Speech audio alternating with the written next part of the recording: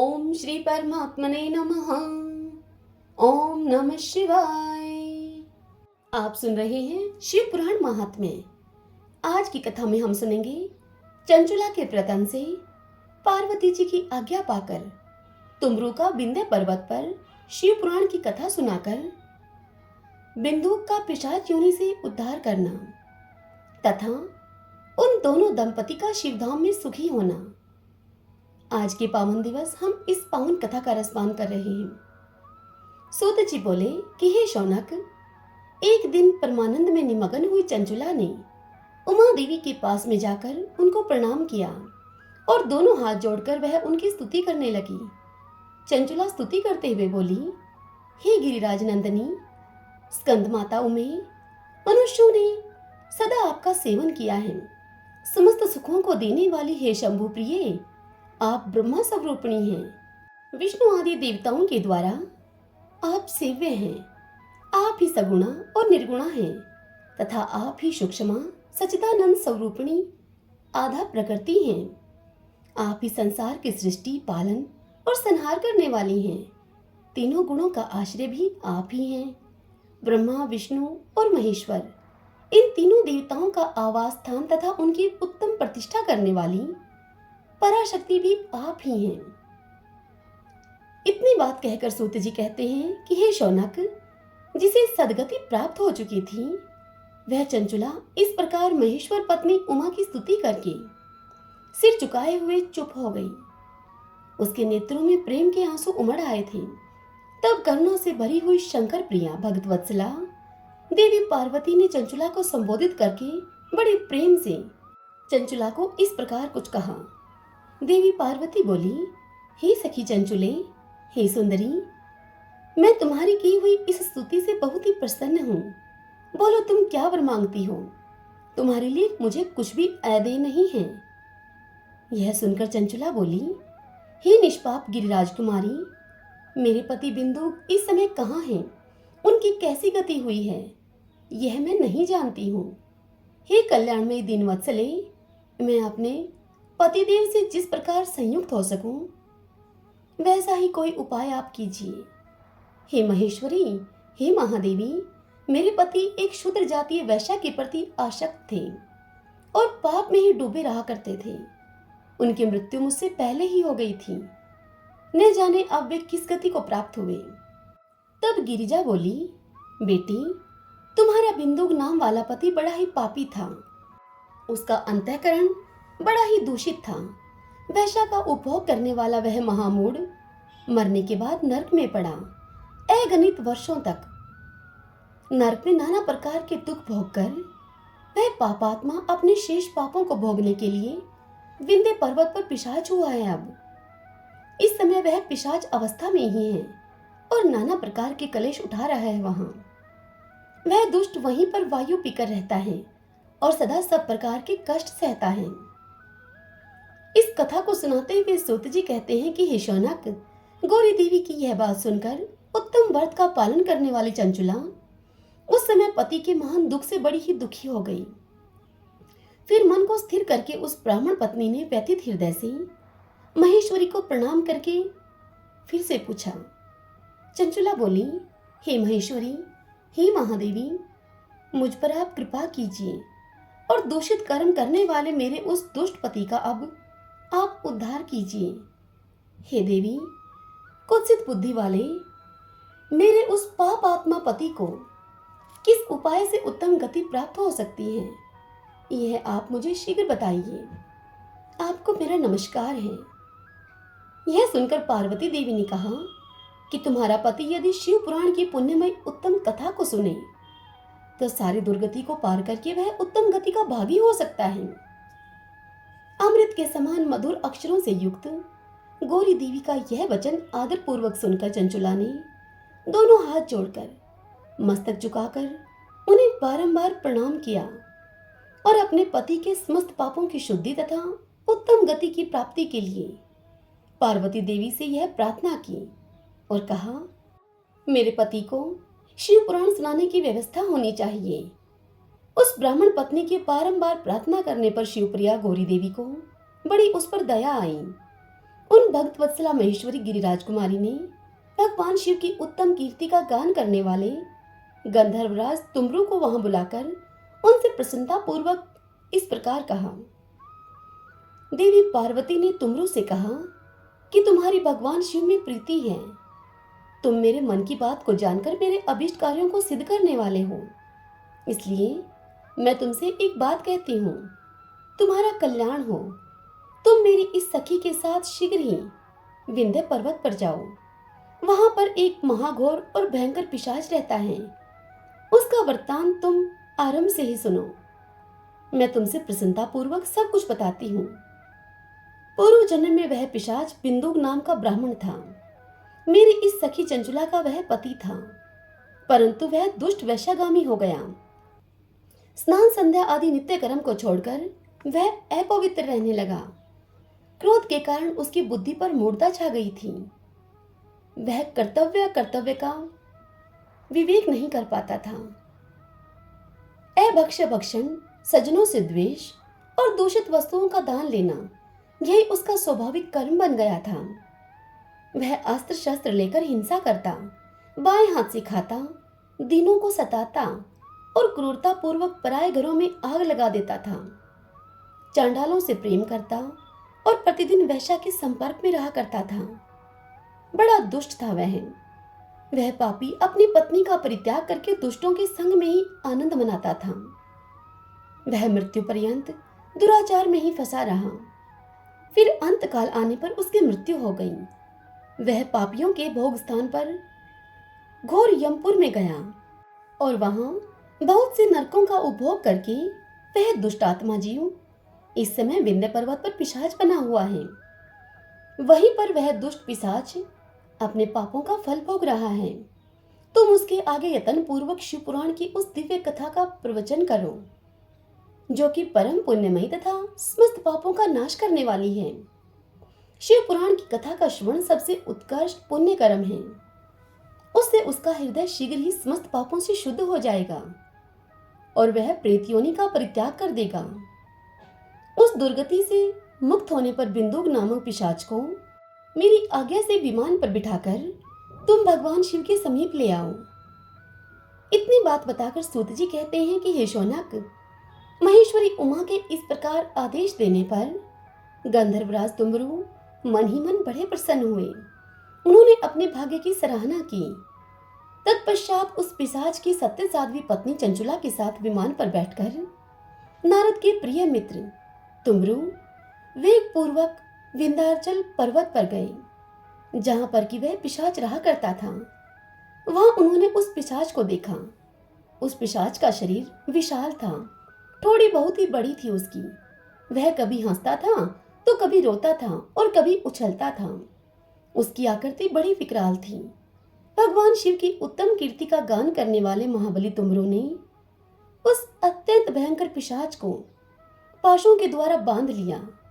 तदंतर तुमरू ने शिव पुराण की कथा बांचने का निश्चय करके महोत्सव युक्त स्थान और मंडप आदि की रचना की। इतने में ही संपूर्ण लोकों में बड़े वेग से यह प्रचार हो गया कि देवी पार्वती की आज्ञा से एक पिशाच का उद्धार करने के उद्देश्य से शिव पुराण की उत्तम कथा सुनाने के लिए तुमरू विंध्य पर्वत पर गए हैं। फिर तो उस कथा को सुनने के लोभ से बहुत से देव ऋषि भी वहां पर शीघ्र ही आ पहुंचे। आदर पूर्वक शिव पुराण सुनने के लिए आए हुए लोगों का उस पर्वत पर बड़ा अद्भुत और कल्याणकारी समाज जुट गया।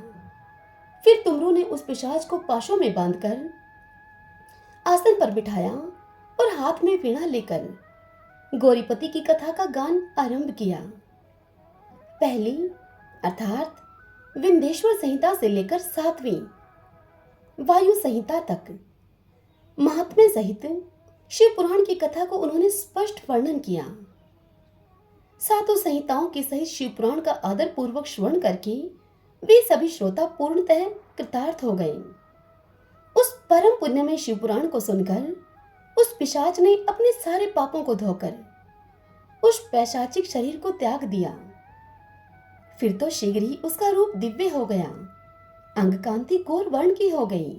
शरीर पर श्वेत वस्त्र तथा सब प्रकार के पुरुषोचित आभूषण उसके अंगों को उद्भाषित करने लगे। वह त्रिनेत्रधारी चंद्रशेखर रूप हो गया। अब इस प्रकार दिव्य देहधारी होकर श्रीमान बिंदुक अपनी प्राण वल्लभा चंचुला के साथ स्वयं भी पार्वती वल्लभ भगवान शिव का गुणगान करने लगा। उसकी स्त्री को इस प्रकार दिव्य रूप से सुशोभित देखकर वे सभी देवऋषि बड़े ही विस्मित हुए। उनका चित्त परमानंद से परिपूर्ण हो गया। भगवान महेश्वर का वह अद्भुत चरित्र सुनकर वे सभी श्रोता परम कृतार्थ होकर प्रेम पूर्वक श्री शिव का यशोगान करते हुए अपने अपने धाम को चले गए। दिव्य रूपधारी श्रीमान बिंदुक भी सुंदर विमान पर अपनी प्रियतमा के पास बैठकर सुखपूर्वक आकाश में स्थित होकर बड़ी ही शोभा पाने लगा। तदंतर महेश्वर के सुंदर एवं मनोहर गुणों का गान करता हुआ वह अपनी प्रियतमा तथा तुमरों के साथ शीघ्र ही शिवधाम में जा पहुंचा, जहां पर भगवान महेश्वर तथा पार्वती देवी ने प्रसन्नता पूर्वक बिंदुक का बड़ा ही सत्कार किया और उसे अपना पार्षद बना लिया। उसकी पत्नी चंचुला पार्वती जी की सखी हो गई। उस घनीभूत ज्योति स्वरूप परमानंद में सनातन धाम में अविचल निवास पाकर वे दोनों दंपति परम सुखी हो गए। इतनी कथा सुनकर शौनक जी सूत जी से कहते हैं कि हे महाप्राग व्यास शिष्य सूत जी, आपको नमस्कार है। आप धन्य हैं, शिव भक्तों में आप श्रेष्ठ हैं। आपके महान गुण वर्णन करने योग्य हैं। अब आप कल्याण में शिव पुराण के श्रवण की विधि हमें बतलाइए, जिससे कि सभी श्रोताओं को संपूर्ण उत्तम फल की प्राप्ति हो सके। तब सूत जी ने कहा कि हे मुनि शौनक, अब मैं तुम्हें संपूर्ण फल की प्राप्ति के लिए शिव पुराण के श्रवण की विधि बता रहा हूँ। पहले किसी ज्योतिषी को बुलाकर दान मान से संतुष्ट करके अपने सहयोगी लोगों के साथ बैठकर बिना किसी विघ्न बाधाओं की कथा की समाप्ति होने के उद्देश्य से शुद्ध मुहूर्त का अनुसंधान कराएं और प्रयत्न पूर्वक देश विदेश में स्थान स्थान पर यह संदेश भेजें कि हमारे यहाँ शिव पुराण की कथा होने वाली है। अपने कल्याण की इच्छा रखने वाले लोगों को उस कथा को सुनने के लिए अवश्य पधारना चाहिए।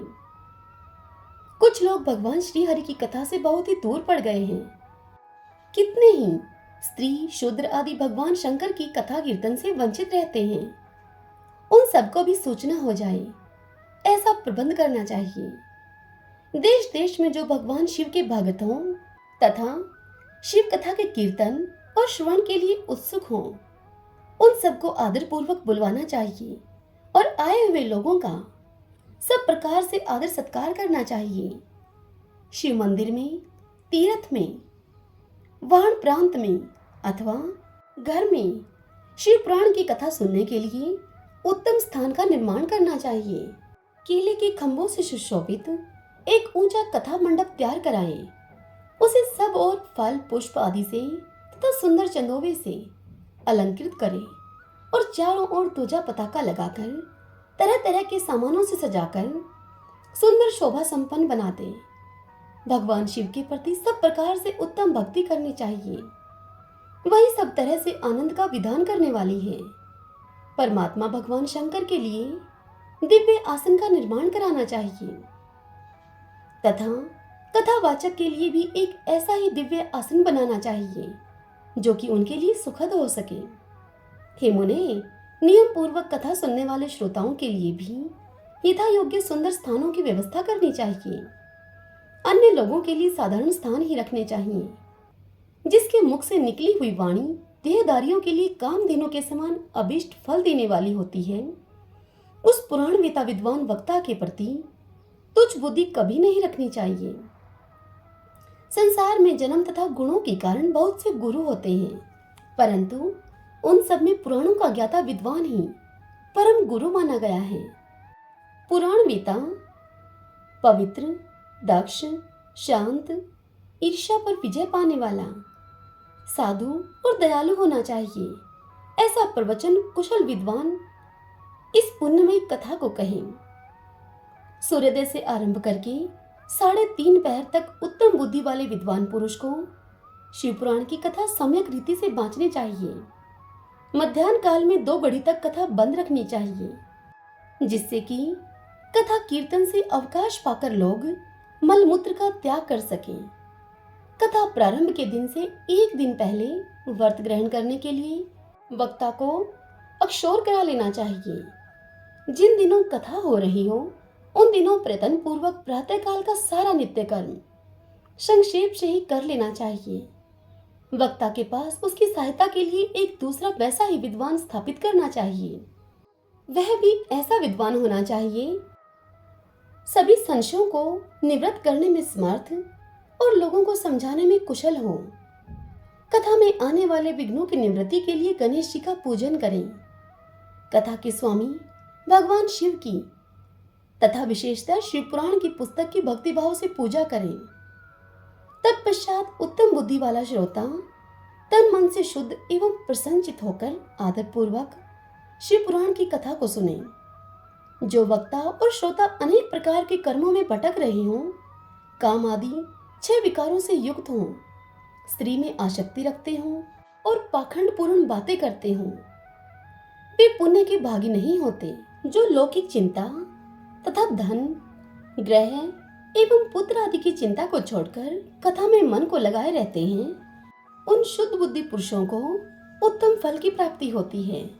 जो श्रोता श्रद्धा और भक्ति से युक्त होते हैं, दूसरे कर्मों में मन को नहीं लगाते और मौन, पवित्र एवं उद्वेग शून्य होते हैं, वे ही पुण्य के भागी होते हैं। इतनी बात कहकर सूत जी बोले कि हे शौनक, अब शिव पुराण सुनने का व्रत लेने वाले पुरुषों के लिए जो नियम है उन्हें तुम भक्ति पूर्वक सुनो। नियम पूर्वक इस श्रेष्ठ कथा को सुनने से बिना ही किसी विघ्न बाधा के उत्तम फल की प्राप्ति होती है। जो लोग दीक्षा से रहित हैं, उनका कथा श्रवण में अधिकार नहीं है। अतः हे मुने, कथा सुनने की इच्छा वाले सब लोगों को पहले वक्ता से दीक्षा ग्रहण करनी चाहिए। जो लोग नियम से कथा सुने, उनको ब्रह्मचार्य से रहना, भूमि पर सोना, पत्तल में खाना और प्रतिदिन कथा समाप्त होने पर ही अन्न ग्रहण करना चाहिए। जिसमें शक्ति हो वह पुराण की समाप्ति तक उपवास करके शुद्धता पूर्वक भक्ति भाव से उत्तम शिव पुराण को सुने। इस कथा का व्रत लेने वाले पुरुष को प्रतिदिन एक ही बार हविष्यान्न भोजन करना चाहिए। जिस प्रकार से कथा श्रवण का नियम सुख पूर्वक सध सके वैसे ही करना चाहिए। गरिष्ठ अन्न, दाल, जला अन्न, सेम, मसूर, भाव दूषित तथा बासी अन्न को खाकर कथावर्ती पुरुष कभी कथा को न सुने।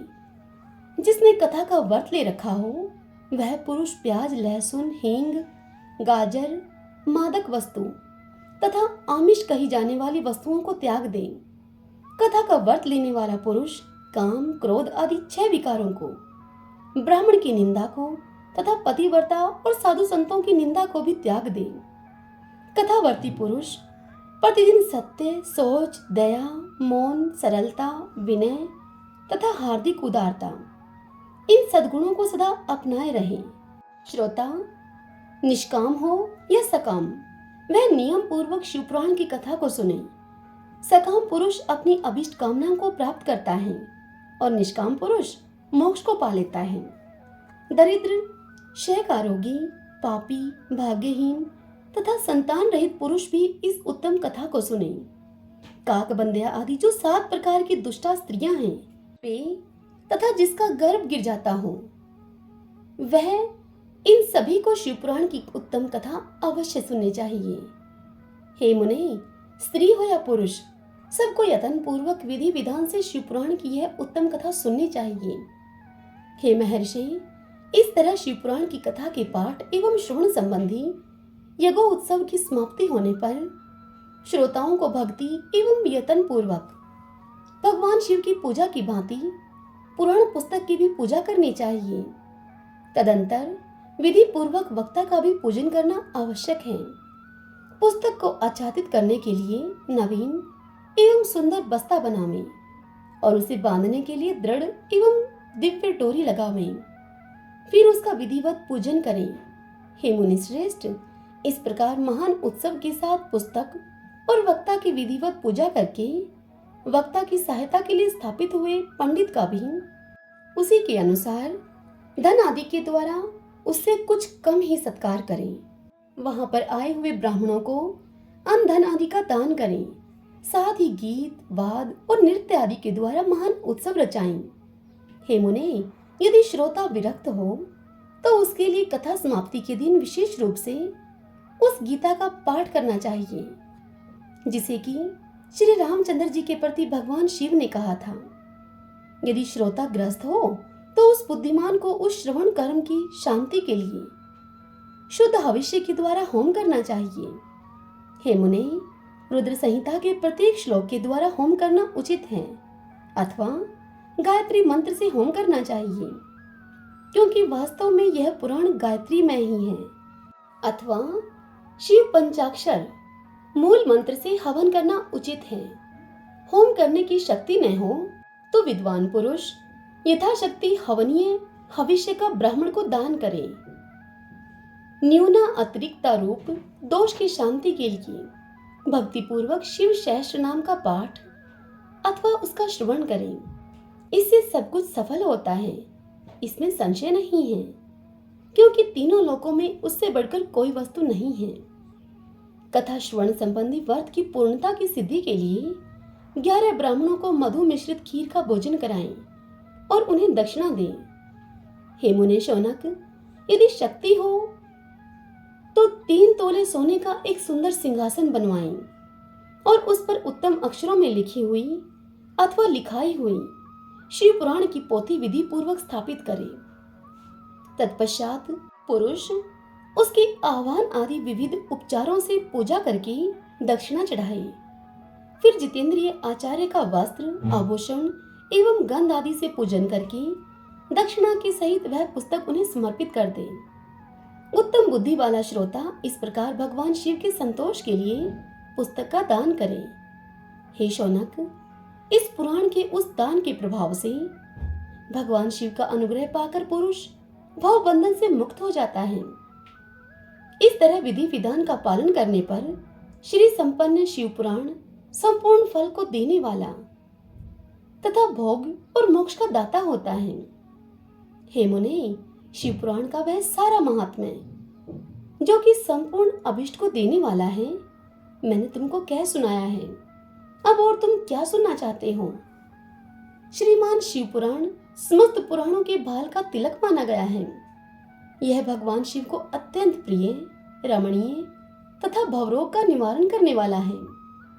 जो सदा भगवान शिव का ध्यान करते हैं, जिनकी वाणी शिव के गुणों की स्तुति करती है और जिनके दोनों कान उनकी कथा सुनते हैं, इस जीव जगत में उन्हीं का जन्म लेना सफल है। वे निश्चय ही संसार सागर से पार हो जाते हैं। भिन्न भिन्न प्रकार के समस्त गुण जिनके सच्चिदानंदमय स्वरूप का कभी स्पर्श नहीं करते, जो अपनी महिमा से जगत के बाहर और भीतर भासमान हैं तथा जो मन के बाहर और भीतर वाणी एवं मनोवर्ती रूप में प्रकाशित होते हैं, उन अनंत आनंद घन रूप परम शिव की मैं शरण लेता हूँ। श्री शिवाय नमस्तोभ्यम। भगतजनों, आज के अध्याय की यह कथा यहीं पर पूर्ण हुई। इससे आगे कल की कथा में हम सुनेंगे प्रयाग में सूत जी से मुनियों का तुरंत पापनाश करने वाले साधन के विषय में प्रश्न। कल हम इस पावन कथा का रसपान करेंगे। आज की यह कथा आपको कैसी लगी? इस वीडियो को लाइक करके और कमेंट बॉक्स में कमेंट करके आप हमें अवश्य बताइए। ओम नमः शिवाय।